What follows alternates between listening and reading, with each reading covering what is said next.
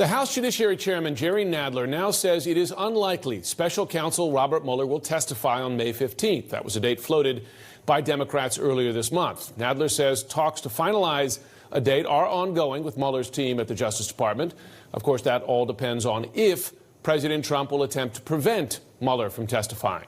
Right now, he says he is staying out of that decision. Have a listen.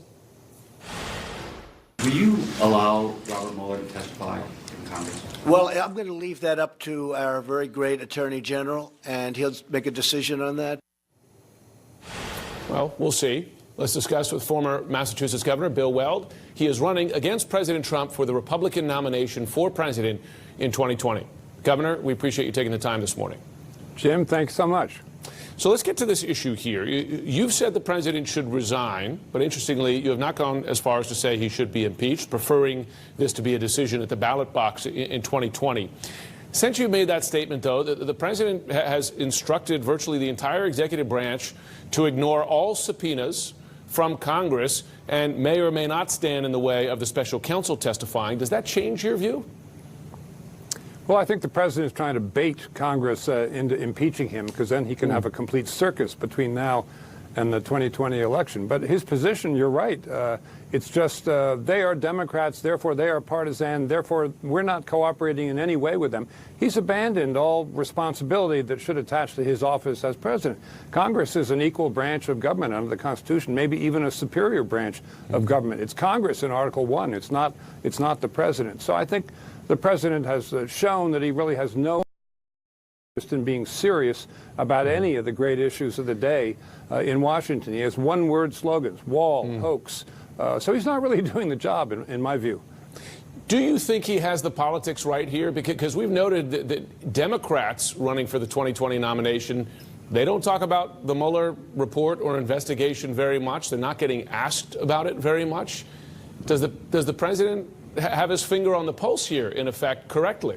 Well, he certainly doesn't have the law correctly, because 750 former federal prosecutors, myself included, have signed a letter saying that there were multiple examples of the president committing obstruction of justice, and it wasn't even a close call. Now, against that, we have Attorney General Barr, who says, oh, no, it's impossible for the president to have committed obstruction unless, you know, he was right there committing the offense, like in the Watergate Hotel with G. Gordon Liddy and Howard Hunt in the case of Nixon. So that position is completely untenable, in my view. And Bill Barr is a smart lawyer, so I can't figure out quite what's going on there. So I wonder then, based on what you just said, but also past comparisons you've made between Trump and Nixon, including citing reasons that Nixon was impeached, like failing to take care of the law. It's a clause in the Constitution, gets to the presidential duties here. So why should the president not be impeached if he is exhibiting Nixonian behavior?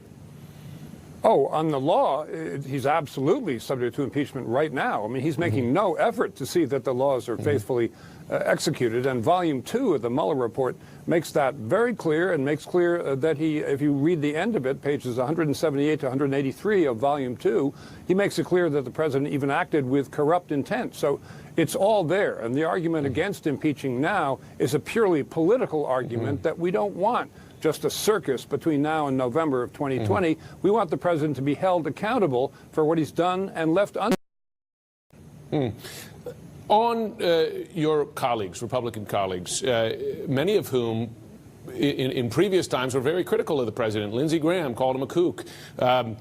Ted Cruz called him a pathological liar. As you watch your fellow Republicans line up to defend the president now at every turn, what do you say to them?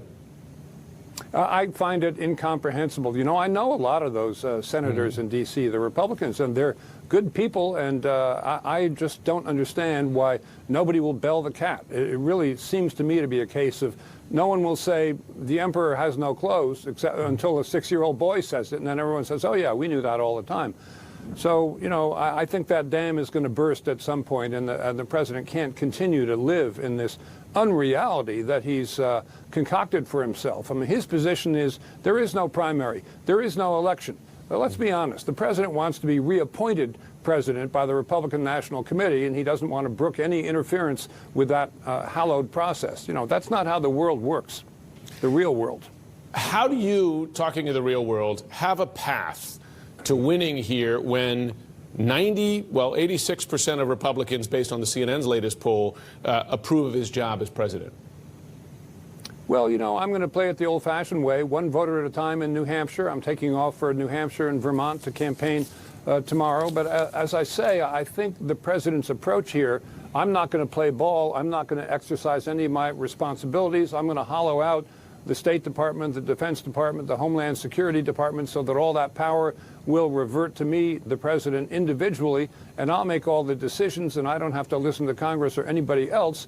That's, you know, for want of a better word, that's not the American way. That's how a king or a despot would act. And the framers of our Constitution, if nothing else, they were united in their desire to make sure that we have another king in the United States. And you know, Donald J. Trump, candidly, he looks like he would rather be a king than a president who had to work to earn and preserve the trust of the American people. And as President Lyndon Johnson once said, once you lose the trust of the American people, as Mr. Nixon did when the tapes proved that he'd been lying for years to them,